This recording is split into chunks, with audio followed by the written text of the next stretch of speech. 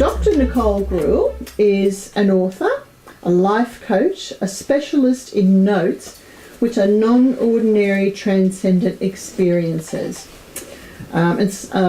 She's had some of these experiences herself, and she's going to be sharing a couple of those today. And she descends from a long line of samurai. I was very interested to read that. Her books have been featured in leading Australian wellness magazines and have inspired people around the world to dive deep and take soulful action. She combines experience in teaching, international development, healing arts and counselling, Eastern philosophy, depth and transpersonal psychology, sacred ceremony and creative expression to inspire grounded personal transformation and intentional collective action. And her greatest joy is igniting innate love and wisdom so people get on with enjoying phenomenal relationships and live all they desire to be and make a positive impact. And today Nicole joins us from Sydney. So would you please make her welcome?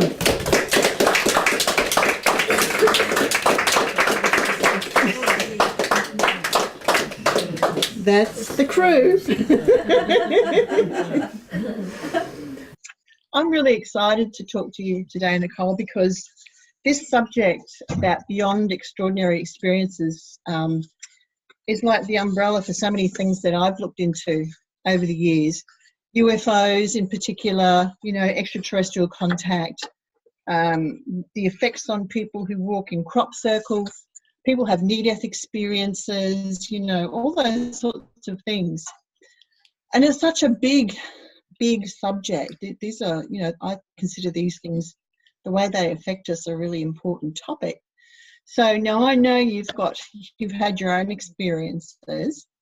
So why don't you start with at least telling us about your near-death experience that you had, what was it, age 13? 14, yeah. Mm-hmm. Yeah. So, well, thank you, first of all, Cheryl, for the invitation, and hello to the community out there. It's, as I was saying to Cheryl, it's such a pleasure to feel like a part of me is up in sunny Brisbane right now. I'm just assuming it's sunny because it's Brisbane. But it's great to be with you all, and especially around this topic and connected with fellow like-minded people. So, and you're right. There's the experiences that happen, and then there's all of the stuff afterwards, life that carries on, and what do we do with that? So I'm really excited about this topic today. So my own near-death experience at 14, I was whitewater rafting in New Zealand with a friend, and we'd gone down the rapids, and there was this amazing 10-meter drop, which was one of the highlights of the run. And we did it one time, and for any of you that have done things like that, I mean, you get such a rush from that moment of adrenaline.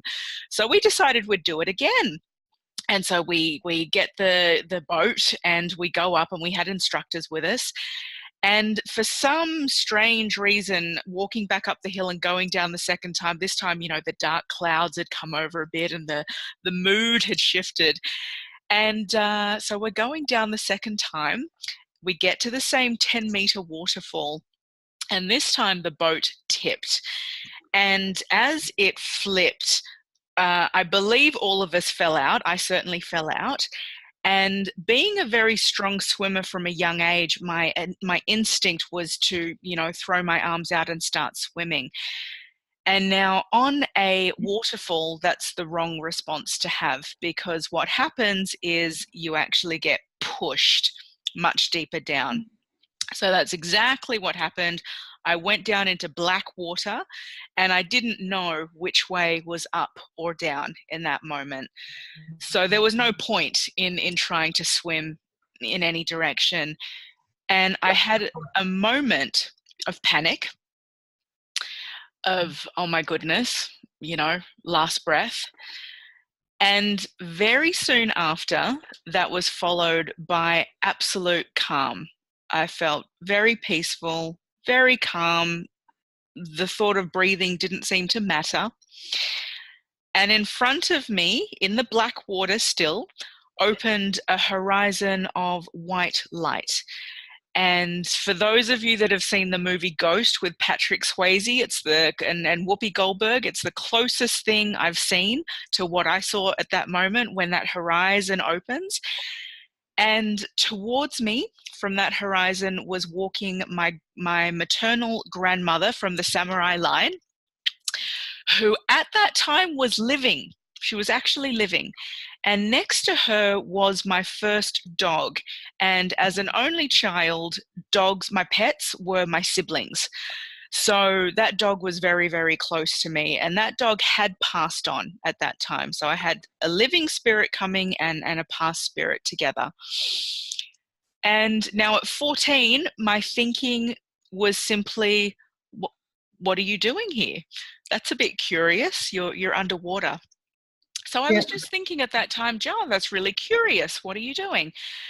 And then from behind me, I heard this male voice very clearly say, Nicole, remember to breathe. And with that voice came the recollection of what I'm supposed to do, what they told us earlier that day, which is to curl up into a ball, and our life jacket would bring us to the surface of the water like a little cork. So I did that. I curled up in a ball, and the water went from black into dark green, into light green, and eventually up in the white. And fortunately, I came up when I did, because I was near the mouth of what looked like a cave. It would have gone further into the rock ledge. So they came over. All the rest of them were on the boat by this stage. They came and grabbed me, and that was that. And at 14, my friend and I, we laughed about it. She said, gee, I'm glad I didn't die, because they would have found a pack of smokes in my suitcase. And we just carried on. I mean, we were, I think, 14 and 16 at the time. And that's what you're thinking when you're a teenager. So it had, I guess it was parked somewhere in my mind. Yeah. So that was the first. I mean, it's different to what I've heard before, and some of us here probably, in that you saw someone during that experience who was alive. Who a lot of people talk about having a near-death experience, or what they might call a near-death experience, and meeting someone who's passed on already, or a spirit guide or someone like that. But you saw your grandmother who was alive. What do you make of that? I've asked myself the same question a lot. And when I was at the conference not so long ago for ASSIST, the American Center for the Integration of Spiritually Transformative Experiences, there was someone very versed in near-death experiences too. And I had to ask her, what do you make of this? Same thing. It hasn't come across to me in the literature. And she pointed me towards, well, what was the connection between you and your grandmother like? Was she, is there a special relationship there? And sure enough, she is what I guess I would call a spirit guide for me, both in the living and beyond. She has passed now. She has been a portal for me in experiencing the extraordinary, and as well as understanding it more deeply. So one, she came during that experience. We never spoke about it, and she was Japanese, and my Japanese is not so strong, my spoken Japanese, so I've never had the language to go so deep about these, but she has always been a presence, a very strong presence in my life. And when she passed, I was there with her from the passing. So when she was in her last days, and it was a shared death experience. The tradition in Japan is that the body is kept with the family for about a week in the Buddhist tradition, so that the village can come, people can say their goodbyes. There's feasts that happen while the body is in the room. And of course, I mean, it's treated in a particular way. So for me, growing up in the West, at the beginning, that was very confronting. My mother and I were sleeping in the room while my grandmother was there as well. So I freaked out a bit about this at first. And over about a week period, I realized the layers of grief could shift in a very special way. Because it takes time with grief. There's the highs and the lows, and you love them, and then you question. All those things happen. So she played a crucial role for me, I guess, in that, in the veil between the living and beyond. And I also was reading at the time the Tibetan Book of Living and Dying to help me understand what was going on with this person that I loved. And I actually watched those layers that they describe in the book leave her. So the earth element, the water element, the fire element, and the final is the breath and the air. And so watching someone go through that transition was a very slow way of being with that process. So when I look back on my life now, I can really understand how she has been, I guess our spirits are linked in that way. She's a grand teacher for me. Yeah, and I guess that's probably the only rational explanation I can really come up with. Mm. A lot of people talk about after effects. Did you have any after effects, and what were they? Probably. And I was 14, and so I'm not really sure. All I can say is at that time I carried on, and I did actually have a series of death events that happened at that time when I was 16. So I should explain that in a window of 6 months, I had a near-death experience. I lost my father, and I lost 2 other relatives on his side, all separate incidences. It was like a domino effect. Later on in life, I now look back at that time and I call it my death initiation, in the way like they would in a shamanic tradition. And of course, I couldn't language any of that at the time. And being so young and quite emotionally immature, I was just thrown into a lot of unprocessed and packaged grief. And I didn't deal with it for a long time. I was very angry with my father at that stage as well. We'd had a lot of conflict, and there were issues in his past as well that had gotten me to that point. So it was unresolved. And in terms of after effects, I guess the most immediate was compounded grief and carrying that around. So it wasn't the kind of light and love after effects that many would speak of. It was quite dark. My later teen years and early 20s were a heavy search in terms of spiritual knowing, truth, purpose on the planet. And I never specifically looked at that incident and said, well, what was that really about? Again, it wasn't until I'd had several other, what might be called awakening or opening types of experiences. I got very heavily into yoga. And I realized I have a very strong third eye where, would sit in meditation and whoosh, off I'd go into all these places and see all of these amazing things. And I quickly realized others in the room weren't doing that. So I guess over time, I got in tune with capacities. Whether they were there beforehand or whether they were strengthened, I don't know. And so much of it in my 20s and was making sense of how that fits in. And the further I get, I'm in my mid-30s now, mid to late 30s, and the further along I get, the more I can now look back on that incident and say, something happened there, certainly. And the most recent experience that has brought me full circle in terms of, I guess, the after effects and really, really understanding the impact of what happens afterwards is when I gave birth to my baby girl a year ago. In the process, it was a bit of a traumatic birth. It wasn't the birth that I had intended, the natural mama type of thing. It just didn't work out that way. And in the process, I spontaneously went back to that same horizon of light. And I realized in that moment, we're on the veil.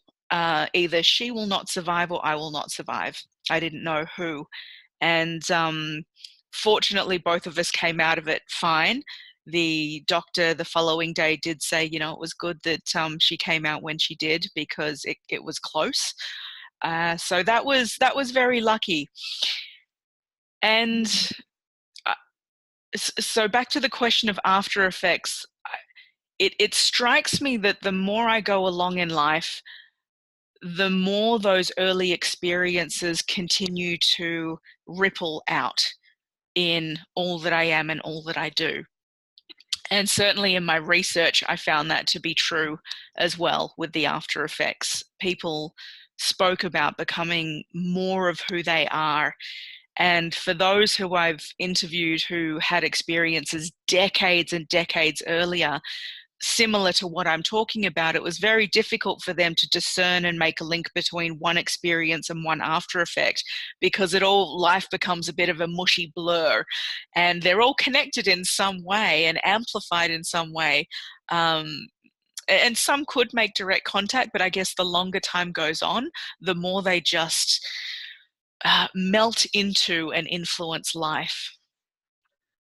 Of course, we've been having some technical issues. I have to ask you, have you had any electrical sensitivity develop? Here's a great example. Yes, I have random light bulbs explode sometimes, and particularly since I've committed more and more to doing this work and having interviews and speaking and talking with people, and all kinds of funny little hiccups have happened here and there. And the technology is wonderful because, like right now, it allows us in two cities to have this conversation and meet in this moment. And at the same time, I find that when many people gather who are charged up in some way, we tend to have hiccups.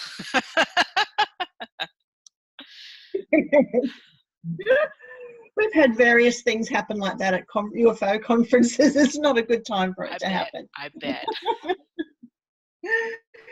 Okay, so now you've had other experiences too. Can we fast forward to when you were about 30, I think it was, and I found this very interesting, where you had talked about an experience you had that lasted 3 days, about 3 days, where you had feverishness and sensitivities, and you started spontaneously moving in and out of altered states of consciousness. And you described this as like a waking dream. You were at times aware of the ordinary world and other times the non-ordinary realms. And you describe it as a layered journey that was somewhat both shamanic and yogic in flavour. I found that really interesting. And you also say that though you were physically incapable of moving beyond the couch, you visited the deep in resolving unresolved matters that was having an effect on your life at the time. And you say, and this sentence struck me, it was like peeling the layers of the onion of my being. Can you tell us a bit more about that? Absolutely. Because I find that happens. That happens with people who report extraordinary experiences, and I closely see that with people who report close encounters, for example, with what they think are extraterrestrial, and they seem to become more of who they are after it. Yeah. I had a healing center at that point, and it wasn't going so well as a business. I loved working with people in a counselling capacity and one-to-one.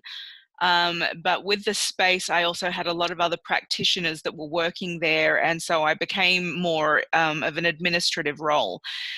And so I'd made a decision that I was going to close that space. So that was one of the big life context situations taking place. I also had my monthly cycle, and for me, it tended up until that point to be a bit of an ordeal each time it happened. I've never fainted, but I come very close to it each time with all of the same symptoms of, heightened sound sensitivities, can't be around light, everything is amplified, and I pretty much just want to hide in a deep, dark hole that is silent, at least for the first couple of days. So that's what was going on at that point. And I figured, well, it's the first day or so. This is normal for me. A little did I know that wasn't really normal, but we corrected all that later on. However, what was not normal about it was this carried on for 3 days. And the fevers and the sweats turned into an incredibly high temperature. My family members who were around at the time said, please take yourself to a hospital, because they were worried. And at this stage in my process, I was familiar enough with, I guess, psycho-spiritual development that I understood something more was taking place. And I said, if I really need to go to the hospital, I will, but I just want to go through with this. So bear with me. And so I carried through, and my body really just shut down in that time. I could barely move from the couch. Sometimes I could get up and go to the bathroom, which was up a level, and down again. But really, 3 days on the couch. And perhaps it was because of this fever, I don't know, but it stimulated these, what was almost like a waking dream kind of realm. It was very non-ordinary. And I'd switch between, here I am in the living room on the couch, to these sometimes visionary realms, archetypal type places, waking dream, a bit fuzzy at times. And I guess why I describe it as both shamanic and yogic is,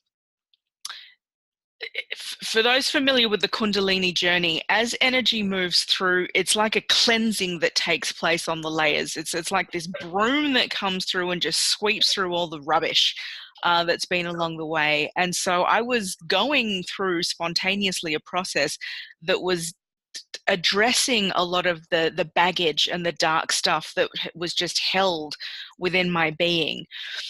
And so it was moving through in one direction, but then also the deeper shamanic track was, I found myself also addressing ancestral wounds that were there. So through these visionary states, I actually met with different ancestors. Down my left side, I was meeting with my mother's ancestral track. Through my right side, down my right leg, I was meeting with my father's. And I was meeting people who I hadn't always met in person, and addressing with them, what are the wounds, what's going on, what's the baggage that's held down the line here that we can address at this point in time. And so that just happened. And I just guess I followed. I was being guided in a way, and I just followed that process. And same with the clearing through. So there were issues from my childhood that needed to be addressed. So I went there. There were, like I mentioned before, I had anger. I had some conflict with my father. So those issues needed to be addressed. Woundings that had happened in previous relationships, ways that the heart had been hurt. And it was this clearing of the layers of the onion, the peeling. And this intensified, this process, over 3 days, to a point where the most intense part of it was almost kind of like you're moving through at galactic speed through something. And it was getting to the final layers of the onion. And at that point, I was grasping desperately to whatever I could, because I felt like, wow, if I let go of this, nothing's left. And so the last parts of me that I remember holding on to, one is, my name. My name is Nicole. Well, no, that layer of the onion was ripped away very quickly. Okay, if I'm not Nicole, who am I? I'm a girl. Okay, hold on to the identity of girl. That was ripped away very quickly. And it just kept going, whoosh, whoosh, whoosh, until there was nothing left, until this tiniest pinprick of light. There was no more identity at that point. That was it. And that was all I was aware of. And in that awareness of this tiny pinprick of light, again, everything was just still. And I guess that's that moment of the isness, it was just being. And since that point, I guess everything's kind of changed. It wasn't like things changed on the outside necessarily. You could have seen me the day before and the day after, and one day you'd see me looking pretty nasty on a couch, and the next I was back in form again. But that radical shift of identity and on the inside has shifted the way that I be in the world. I guess my realization from that is everything beyond that tiny pinprick of light of being is form, and form can be very playful. We have infinite possibility in form. We can do anything we want. So my question to myself was, how do I want to play the game of life from then on? Mm, mm. So it sounds like I'm hearing in what you're saying anyway, that you underwent a shift. My question is, what was it a shift into, and what shifted? What was it about you that shifted, and what did it shift into? Because it sounded like you were saying you moved into like a state of formlessness, but then coming back into form. Did I get that right? Yeah, What absolutely. happened? Yeah, I guess there's formlessness. And at the same time, you know, I'm in a human body on planet Earth. And so what occurred after that experience was an awareness of this small pinprick of light that I am. And I've been given a form as well because we live on a physical planet. So the transformation then was really, the words that you said before, becoming more of who I am, whatever that I is. I guess I got a reboot in my conception of I. So my father, was a very spiritual man, and he was part of the hippie generation who traveled the world widely and experimented widely. And for his generation, non-ordinary states were, something to aspire to and enjoy, really. So he did quite a bit of that. I believe at one stage he even meditated in a cave in India for several years. So given that he passed when I was 14 years old and our relationship was where it was, and I wasn't in that place, we never had those conversations. So I never got to understand from him directly, the content of some of his experiences and the types. I'm making the assumption that they were there, given what I know of his movements in life and how he inhabited the world. And I know certainly on my mother's side as well, even though she wouldn't necessarily use the language of being spiritual in that way, there are experiences there that I might term, of the non-ordinary, and a connection to realms beyond the physical. Yeah. So I was raised in a household that was very open to the idea of the non-ordinary. Yes, both in the inner world and the outer world. So going back to near-death experiences, I'm just wondering, what do you think happens to our consciousness during a near-death experience? Because obviously we don't go physically to this non-ordinary state. And does our consciousness actually separate from our body, or do we take an inward journey, do you think, and go somewhere that exists within us? Because I was reading some research recently that the brain can produce something like 11 or more dimensions of reality in itself. What are your thoughts on it? That's great. My thoughts are anything's possible, and I don't know. I have no idea. All we can really go off, they're accounts. We only have accounts that people have shared, and what we can draw on from the wisdom paths, that which hasn't been destroyed, because a lot of materials have been destroyed in different traditions, unfortunately. So we've lost a lot of great content, or things have been kept secret. So I think there's much we're yet to understand about that. Certainly if we go from the accounts that are available, many people will say that consciousness carries on beyond the physical body. So this is clear from people who are saying, you know, I physically died on the table, all of the machines said that, and yet there I was aware of other things, and my consciousness had a journey. And people, you know, talk about the typical near-death type experience. Yeah. Yep, we could go with the reincarnation, you know, understanding of things too, where consciousness then carries on, and as the Dalai Lama would put it, you know, the body is different clothing. It's like a wardrobe. You know, one body is one outfit, you put it on, you wear it, and then that's a lifetime, and then you carry on to another. So I think so much of that is, one, it's personal because people will have their own experience, and if someone has an experience of consciousness going beyond the physical form, or within, as you're saying, deep down as a layered journey, that's that person's experience. You know, I don't think that should be questioned because that's true for that person.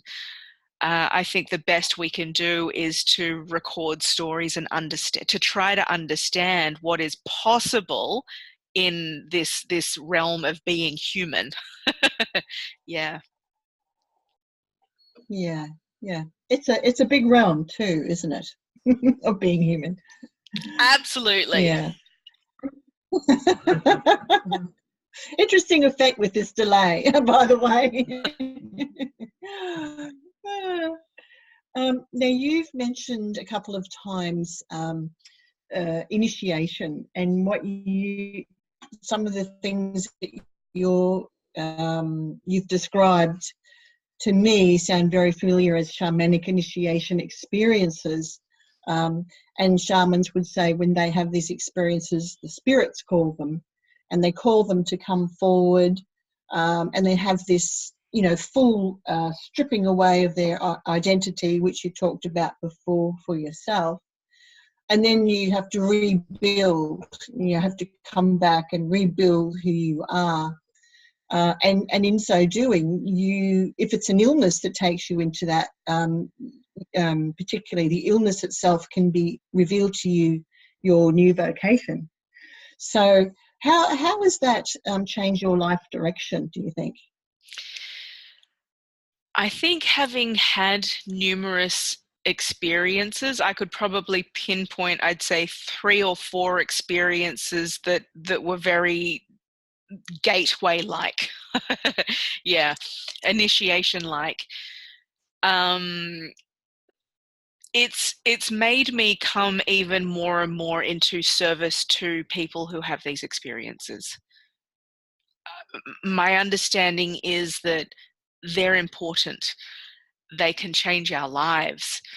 And the more and more I speak to people who have had these non-ordinary experiences, regardless of the type, the paranormal, the encounter, the awakening, the whatever you want to call them. I use the term notes, non-ordinary transcendent experiences, as a very big bucket term.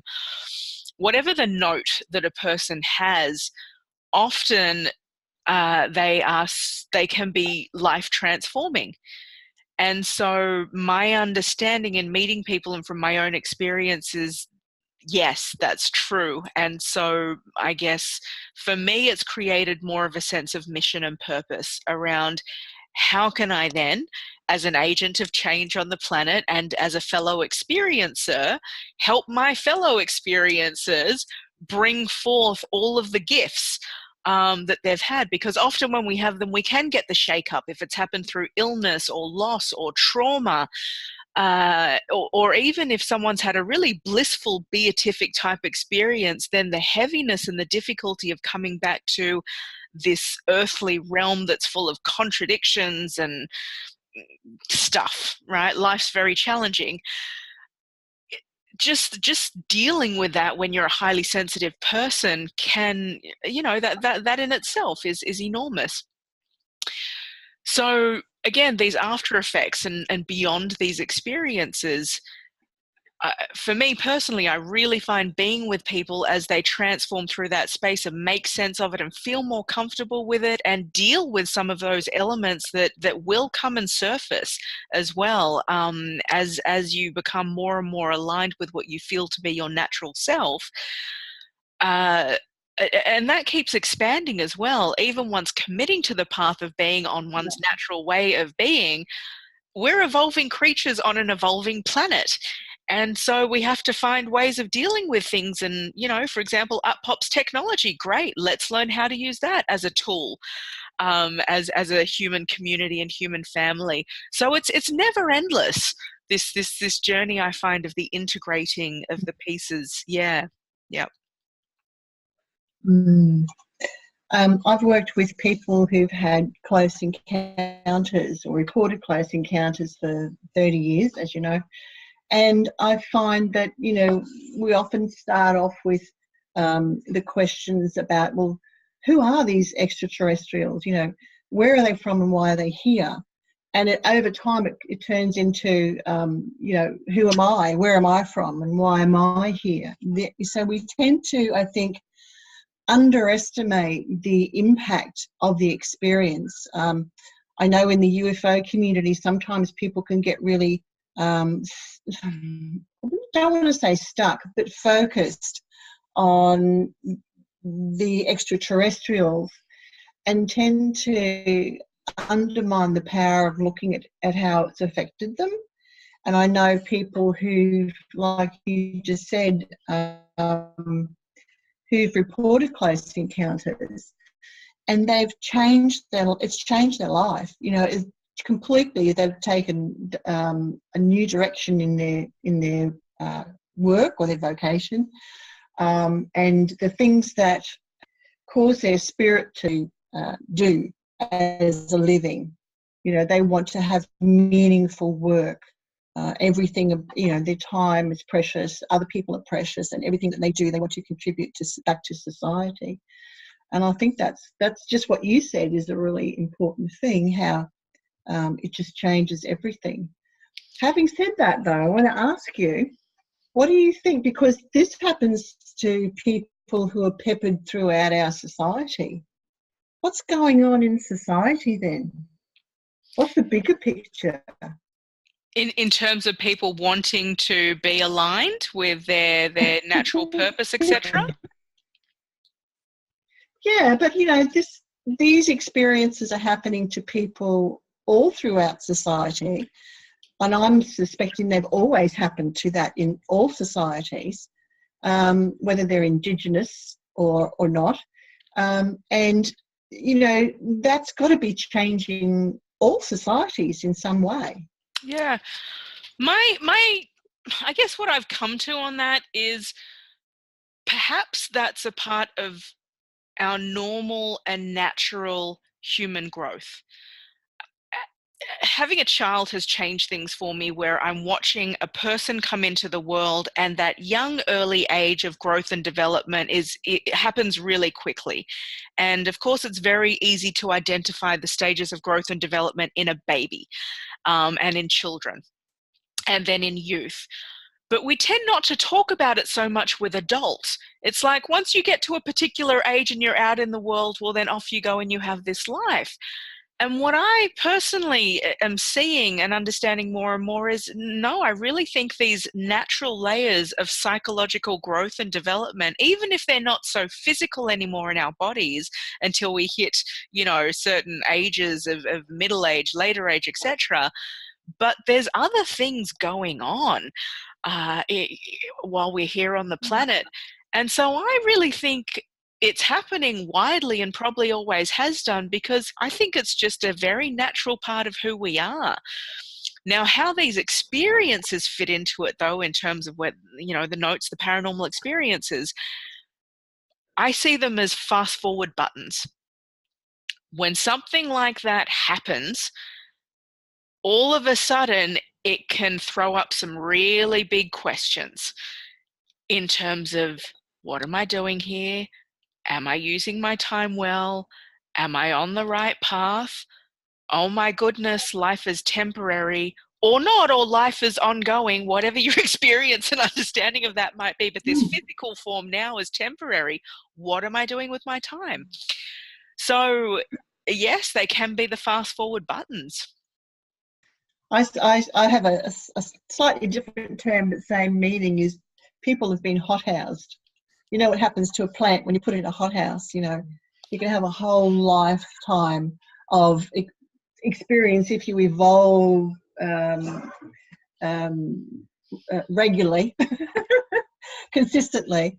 But when something happens, I've seen an extraterrestrial. I've had a near-death experience of, you know, some strange thing is, even, you know, things like I've survived a tsunami, you know, all those sort of things.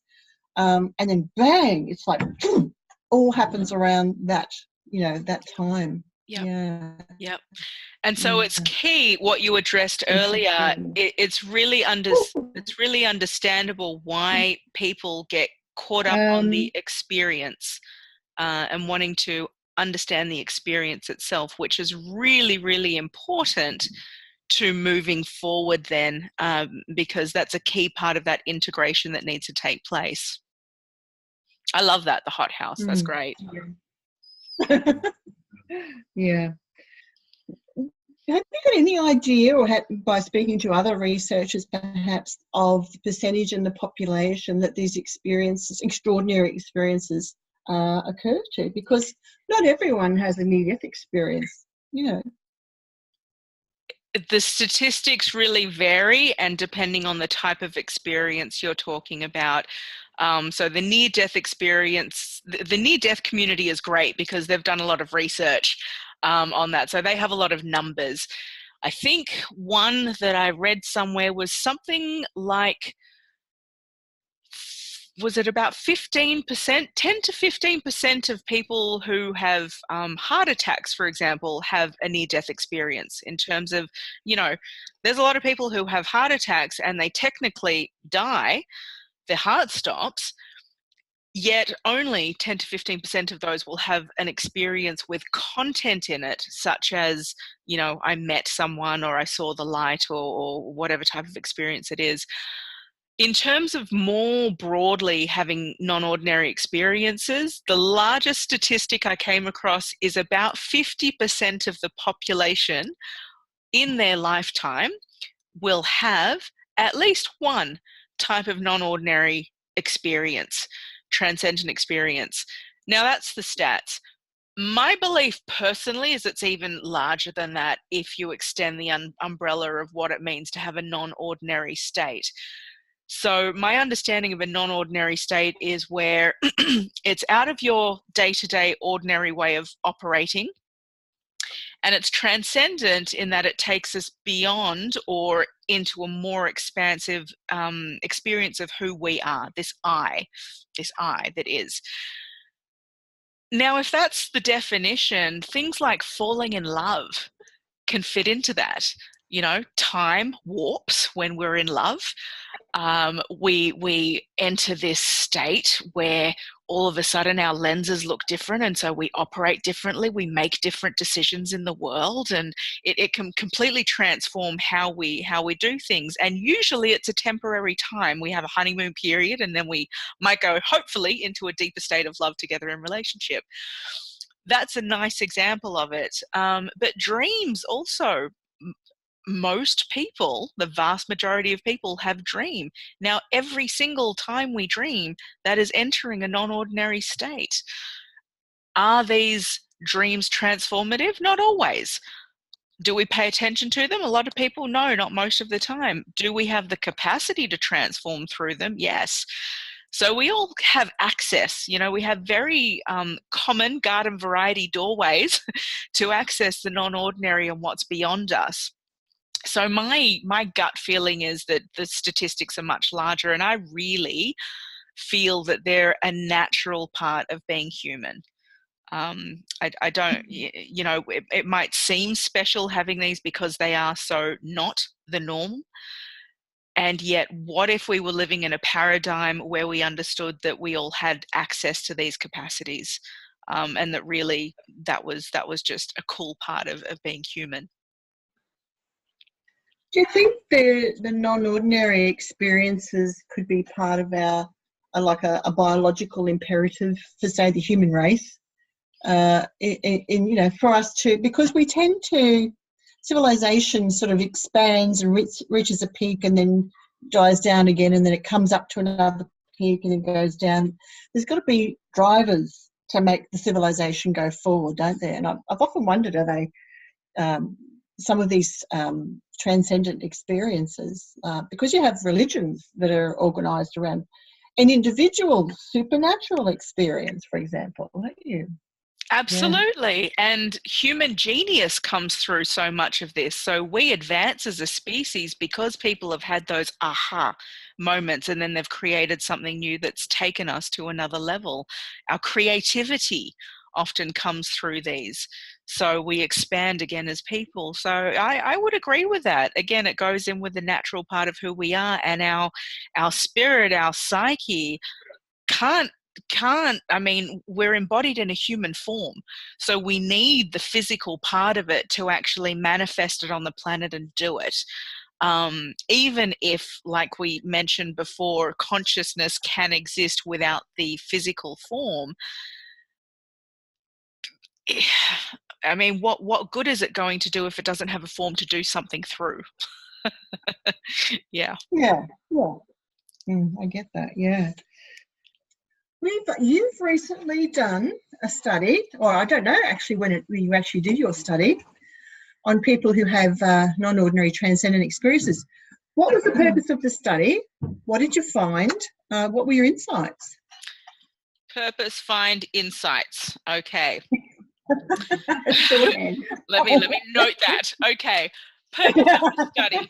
So it was published 2017. It was a doctoral study, and it was in the field of transpersonal psychology, which is very much about human potential psychology and what our possibilities are, particularly around spiritual health and growth.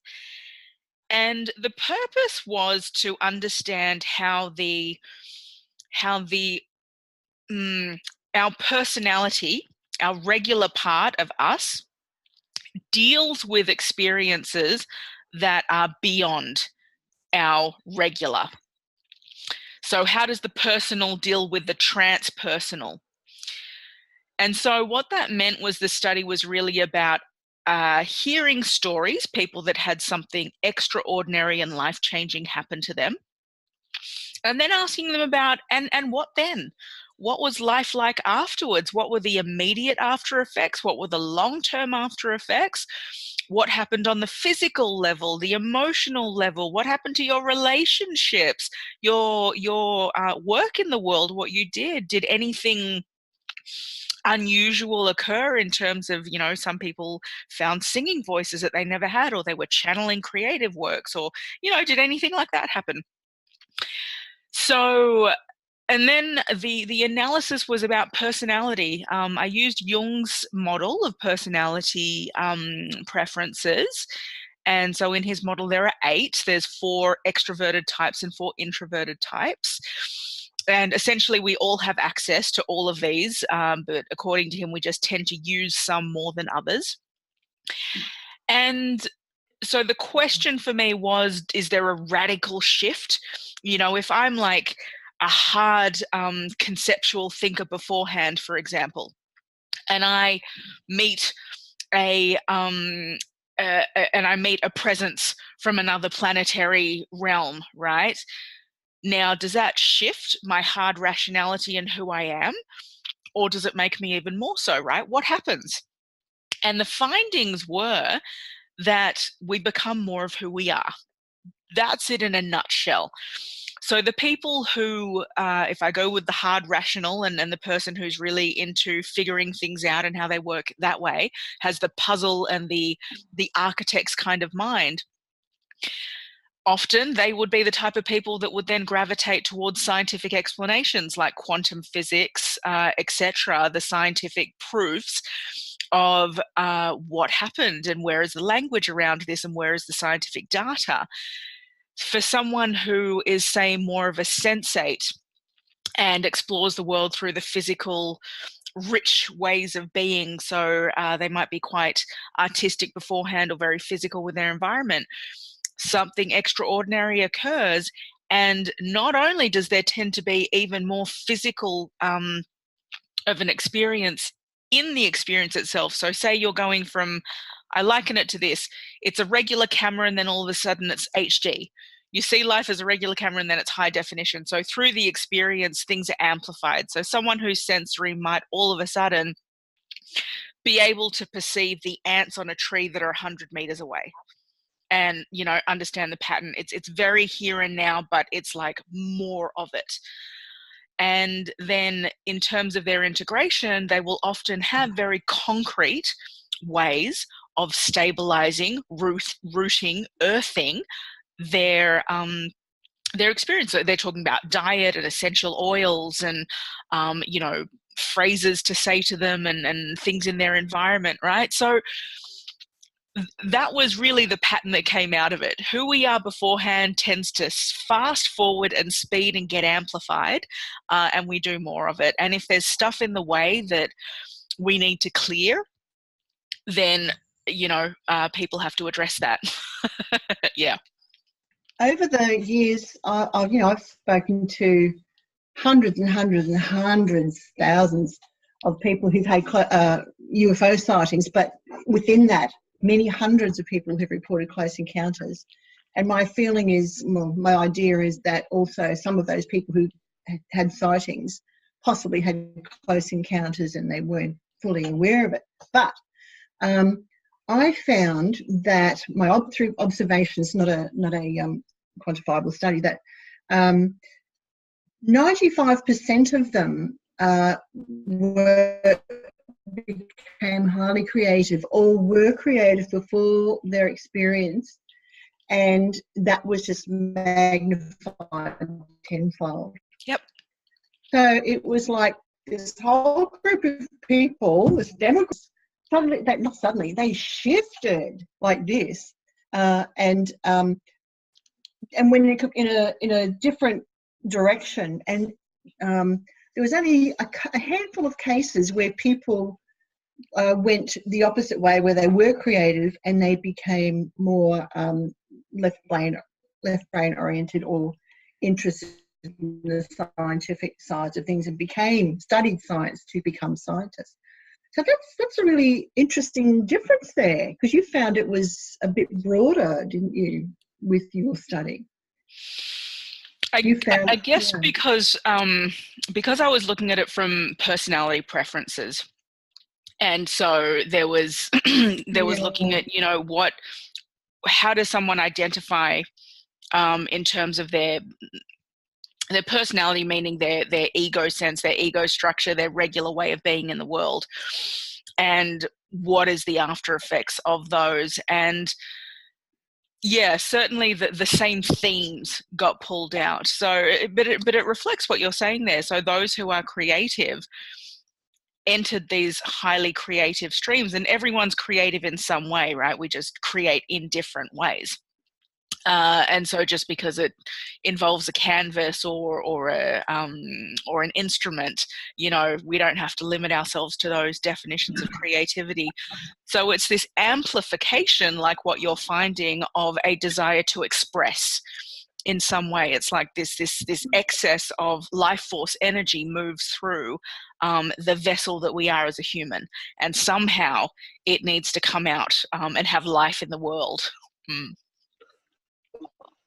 And I got to say, that's why I find this kind of work really exciting, because what would happen if we really encourage that in people and those who have had these experiences? I mean, what would the world look like if people just got on with what they were naturally inclined to be doing more of?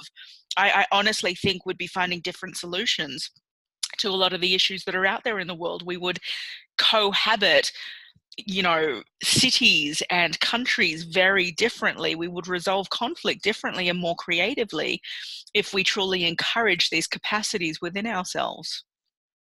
the Western society sort of lives with an abstract of the bigger reality, and that and the separating of that abstract reality from the let's say real reality, where non-ordinary experiences are normal and natural to us. Just that separation, it suppresses those experiences too, I think, sometimes to people. What are your thoughts? Yeah, and even more than simply the West, I think the modern world, which is highly influenced by the West, but really the modern world, the way that we approach medicine, the way that we approach being a capitalist mode of global transaction, the systems that we currently have in play at the moment on this planet aren't friendly to those who are, more comfortable with the non-ordinary realms. And I think that's simply a global cultural shift that has occurred over time. It wasn't always like that. And we certainly didn't operate as a planet beforehand as this one cohesive whole like we're doing now. And we're able to do that obviously with technology and the internet. We're so wired and interconnected now. So we have the mechanisms and the tools in place already to create more of a shift. And I do believe that's happening in pockets. You have groups like yours that are happening. And those who are more involved in the earth side of things, permaculture communities. You have it at these music and festival events. So it's the mushroom effect is there. The potential is there. Well, the reality is there, actually. It is how those pieces are going to affect the larger structures that are there. And there are some who talk about, the downfall or the falling apart of the current paradigms in rise for something new. Is that happening? I don't quite know, part of me says, let's wait and see. And another part of me is optimistic and interested, I guess, in what could come. So, yeah. Big conversations, really, as a planet. We're talking about our evolution there and where we're going. Yeah. Yep. Yeah. It is interesting though how, because I find that part of that heightened creativity is this. They either people who report close encounters, and other types of things too. They tend to, but particularly that, they tend to. They go into either the creative arts, or they develop a deep interest in healing.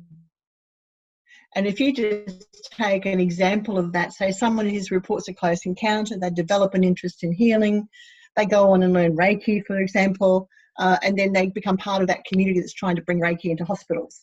So that's just one sort of small example of how things are mobilising in our society, and it plays out in many different ways too, doesn't it? Absolutely. And that's why for me a study in understanding personality was important, because I think we need all types of people doing all types of things. So again, if these extraordinary experiences fast forward and enhance who we are,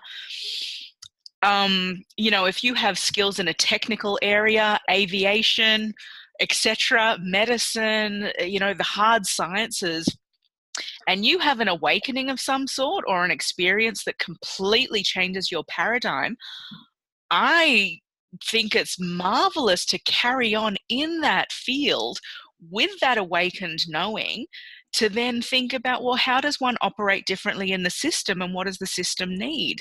I think of it like the Matrix, we all need to be Neos within the system for the system to really change. Otherwise, you're just kind of throwing rocks at this big amorphous thing from the outside. But unless there are change agents on the inside doing their own genius in their own way, and it doesn't have to be some huge leadership, leading a movement and making change or anything. Each of us has the potential in our lives. We all influence people.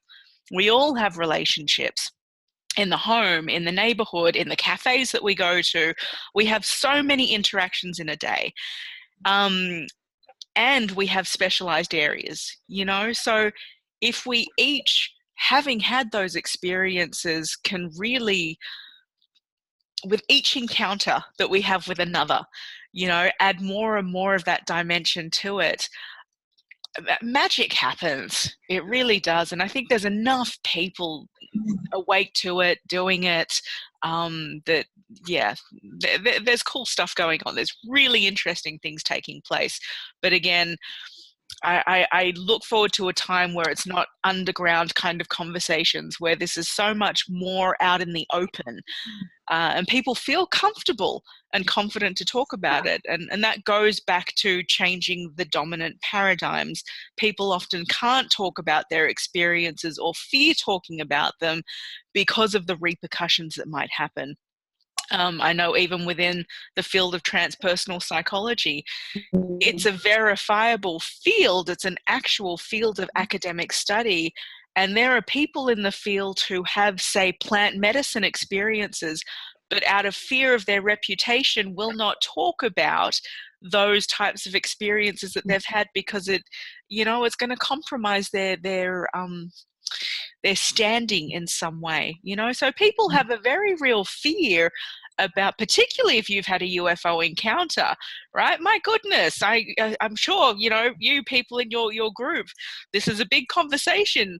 You can't just go talking out in the street about it. And if you choose to, you know, and some people might, there are very real repercussions with doing something. So we as experiences, we can't. Absolutely. We become very highly attuned and discerning of who we have conversations with and when, and where are the safe spaces to do that.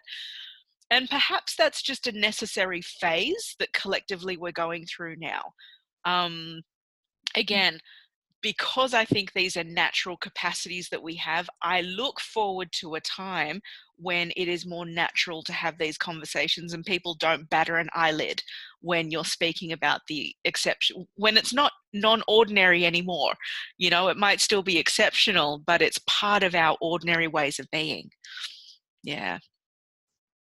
I wanted to pick up on the idea of vocation versus career, people to send out a call of sorts, so that they very much dislike working for money only. I think I've touched on that before.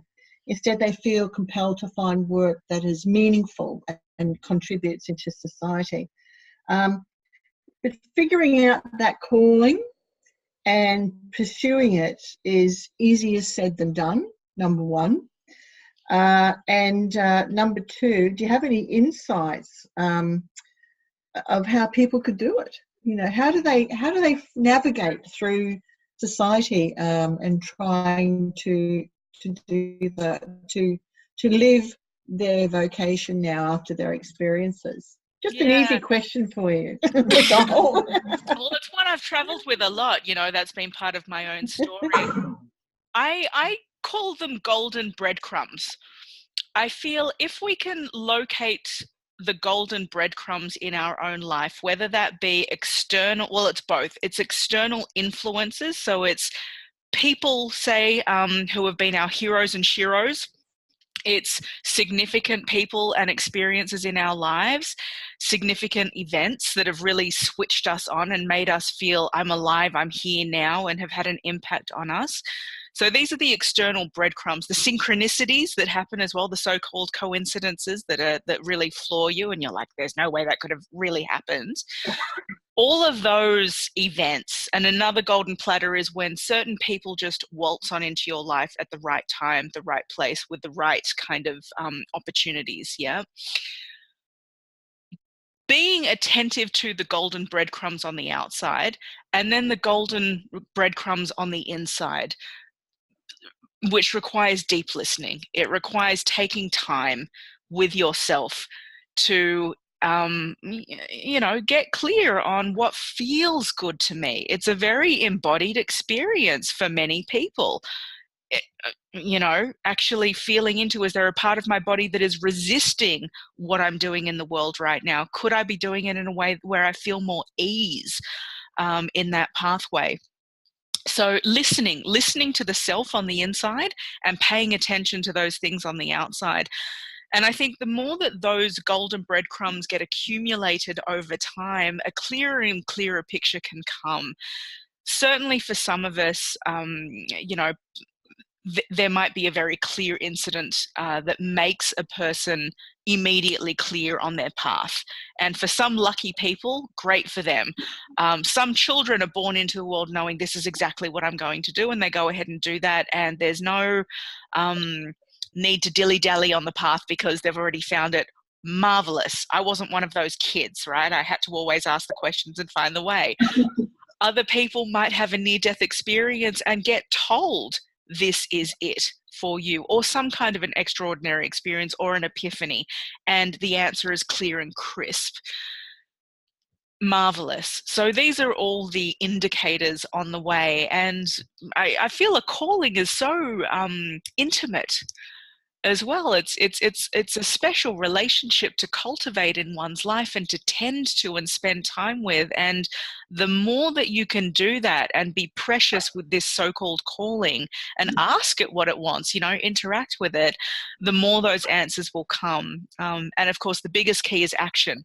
You got to action things. If you don't, many people who are very spiritually inclined can spend a lot of time open in the upper realms. I call it the upside down triangle, very, very open up here, and often find it hard to walk on the planet. It can be painful. It can be particularly financially difficult.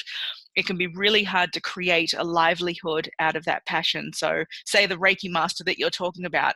I know a whole heap of Reiki masters that struggle they're marvelous at what they do. They're walking encyclopedias and can struggle to put food on the table.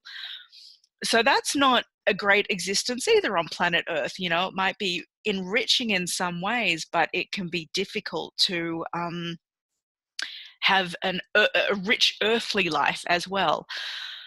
So I think a level of balance there is required. And particularly if you're going to make that huge life shift from career into calling, to make it wholesome. We're still humans at the end of the day. We are still humans. And so how can we be on this planet in a wholesome way and do something that feels good on all levels? Yeah, is a really important question to spend time with. I love that. Yeah. Yeah. And I think I refer to as practical spirituality, and I do a bit of the Dr. Phil on people, like, so how's that working for you? Yes. So if you want to bring, it's the old, bring heaven to earth, but it's got to be earthly. You can't still be up there. You're here now, and a lot of people focus on past lives, and that's okay because I have some of those memories too, but it's the focus. Instead of saying that's part of me, that they can sort of want to go there, but and not actually be here. And I've come across a lot of people who've had their bags packed their whole life, ready to go back home, but they've never really been here. So how can you leave if you've never been? If you've never been here. So you have to fully incarnate, perhaps, before any possibility of reincarnation. And I think it's so challenging because Earth really is a complex place. Humans are complicated. People hurt us along the way. Relationships, our hearts get broken. Things are temporary. People die. We lose stuff. I mean, Earth is really challenging. So I can understand people when they've had particularly a blissful experience. They might call it heaven.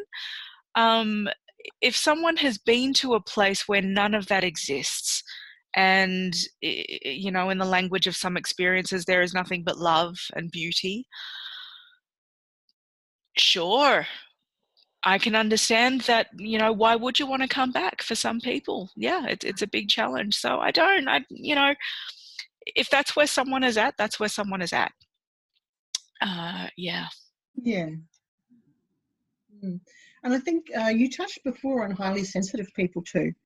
And I find that that's another thing that comes up is people who report close encounters are often highly sensitive. And I think that's an added difficulty. Not only do they have this experience that doesn't fit into the context of our society, but they're also either they were like that before or that sensitivity is magnified, and they just find the material world very overwhelming, you know. And you mentioned before you have a sensitivity to light, I think you said. Yep. And I have that too at times. Light, sound, loud sounds, strong smells, rough fabrics, you know. And I have to no, it's too much, and you can be easily overstimulated, you know. And people who have these experiences are then they have this heightened awareness. And so, you know, being in the material world is a challenging, like you say, yeah, on top of everything else. An experiencer I heard from the other day calls it when all of the clairs get turned on. So the clairsentience, etc., you know, the clairvoyance. And so when all the clairs are on, even walking outside of your house and seeing other people or going to a supermarket, these can be overwhelming experiences for some. Totally. One woman I spoke with used to work in a library, and she then had a near-death-like experience. She met otherworldly beings, and she had some kind of an outer body, etc. And when she came back, and this happened because she had a medical crisis as well, so I think she literally died on the table, something like that. But when she went back to her job at the library, all of a sudden people would walk into the library and she would see their auric fields. She could see multiple lifetimes. She could see the story of their lives and all of this content, all of this information that was carried around them. She was witnessing it as they would come, and they would be interacting with her, and she had to quit her job because it was way too much. And of course, when someone is fresh to an experience, and that's that very time of heightened sensitivities before we might learn how to, you know, have boundaries, put boundaries up, or work with the content. Yeah, that can be a tremendously difficult point. The immediate after effects. And that also goes to the conversation before about one's life path and one's calling. If you then become open to clairsentient, clairvoyant abilities, for example, or you can hear things about people, whatever it might be, and that sense of calling then comes in, you need to be able to find a way to integrate them to then fit into that pathway moving forward. Which of course is why a lot of people do naturally go into therapeutic modes or artistic modes. Yeah.